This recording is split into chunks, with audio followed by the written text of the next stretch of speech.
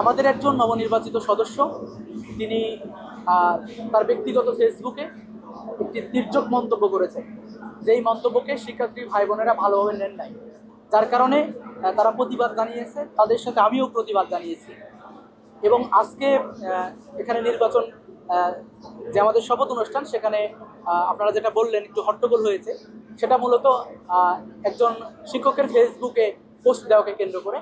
তো আমাদের দিক থেকে আহ্বান থাকবে শিক্ষার্থী ভাই বোন এবং যারা নির্বাচিত হয়েছেন সকলের প্রতি, যদি কোনো অভিযোগ থাকে তাহলে অবশ্যই যে কারো ব্যাপারেই অভিযোগ বিশ্ববিদ্যালয় প্রশাসনকে যে প্রসিডিউর মেনটেন করে দেওয়া দরকার আমরা সেটাই দিব। আমরা চাই সুন্দর একটি ক্যাম্পাস যেখানে কোনো হট্টগোল, কোনো বিরোধিতা, কোনো ধরনের এমন কোনো বিষয় থাকবে না যেটা শিক্ষার্থীদের ট্রমাটাইজ করে। যদিও সে তার ফেসবুক পোস্টে ক্ষমা চেয়েছে এবং দুঃখ প্রকাশ করে সে তার ফেসবুক পোস্ট সরিয়ে নিয়েছে, কিন্তু চট্টগ্রাম বিশ্ববিদ্যালয়ের ভাই বোনেরা তার শপথ গ্রহণকে ভালোভাবে নেয়নি, সেজন্য সে শপথ গ্রহণ অনুষ্ঠান থেকে বিরত থেকেছে, সে আসে।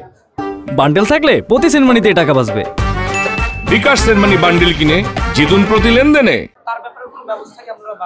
যে আমরা অলরেডি আমাদের চাকসুর নির্বাচিত প্রতিনিধি বোনেরা যারা আছে এবং আমাদের প্যানেলের যিনি যোগাযোগ আবাসন সম্পাদক ইসহাক ভূয়া, ওনারা একটি অভিযোগপত্র প্রশাসনের কাছে দাখিল করেছে।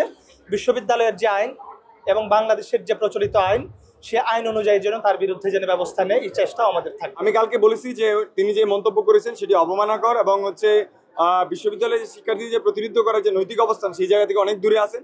তো আমি মনে করি যে বিশ্ববিদ্যালয়ের প্রশাসন তার বিরুদ্ধে যথাযথ পদক্ষেপ নেবে।